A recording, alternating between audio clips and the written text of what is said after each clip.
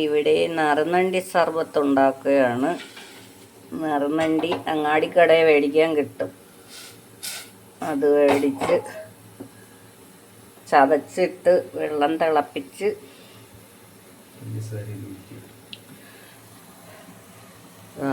പഞ്ചസാര പാനിയും ആക്കി അതിലൊഴിച്ച് തിളപ്പിക്കുകയാണ്. ഈ കട വിലയാണ്. നമുക്ക് നോമ്പ് മുറിക്കുമ്പോൾ നറുനണ്ടി സർബത്ത് കുടിക്കാൻ.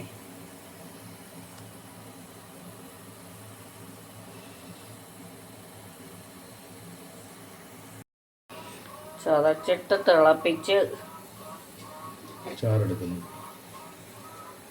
അരിച്ചെടുത്ത് ഇതിലോട്ടൊഴിക്കും.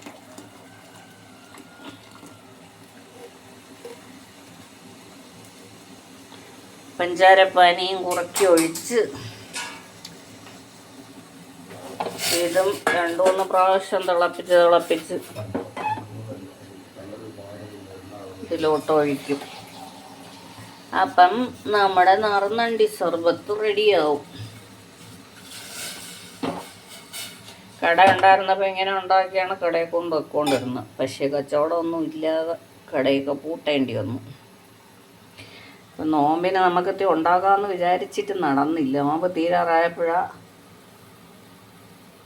ഇന്നാണ് ഇവരുണ്ടാക്കുന്നത്. ഫൈനലി അത് കാച്ചിട്ടുണ്ട്. കുപ്പിക്കകത്താക്കുകയാണ്. ഇന്ന് നോമ്പുറക്കി അതിൻ്റെ ജ്യൂസാണോ? എന്തി നാരങ്ങ ഒഴിയോ?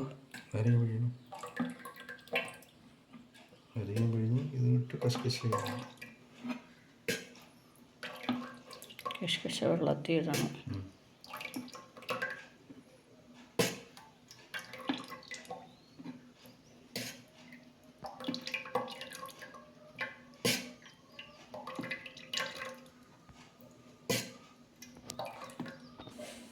ഇന്ന് 27-ാം രാവാണ്.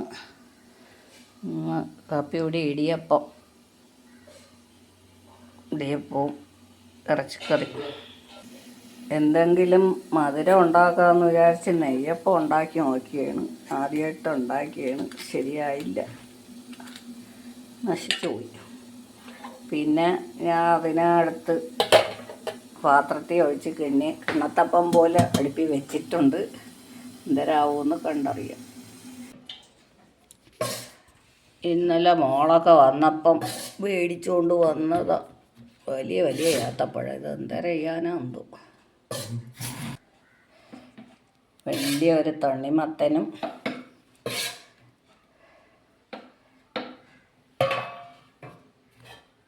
കുപ്പിയിലൊഴിച്ചിട്ടുണ്ട്. കുപ്പിയിലൊഴിച്ചപ്പോൾ ഒരു കുപ്പി ഇത് കടയിൽ കച്ചവടം ചെയ്ത പൈനാപ്പിളിൻ്റെ കുപ്പിയാണ്. അതിൽ നിറയും കിട്ടി. ബാക്കി എവിടെ ഇത്രയും കിട്ടി. ജ്യൂസിനുള്ള കഷ്കശ വെള്ളത്തിട്ട് മതി.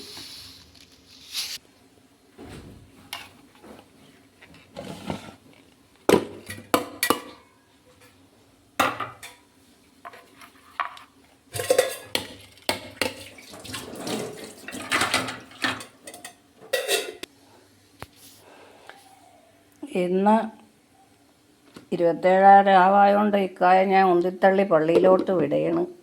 ഒരു നോമ്പ് മുറിക്കാൻ വീട്ടിലേ മുറിക്കുള്ളൂ. ഇതുവരെയും പള്ളിയിൽ പോയില്ല. ഇന്ന് പോകുന്നുണ്ട്.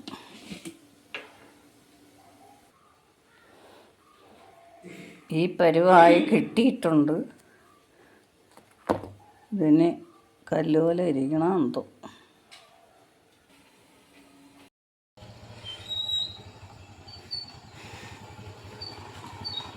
മാറൂച്ചേ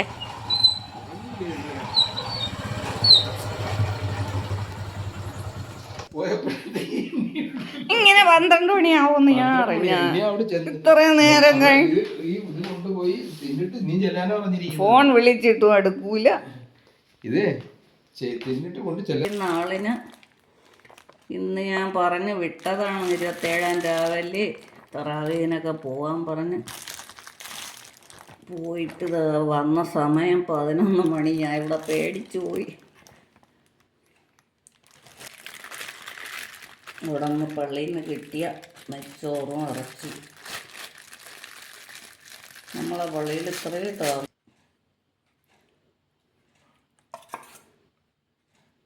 ഓക്കെ.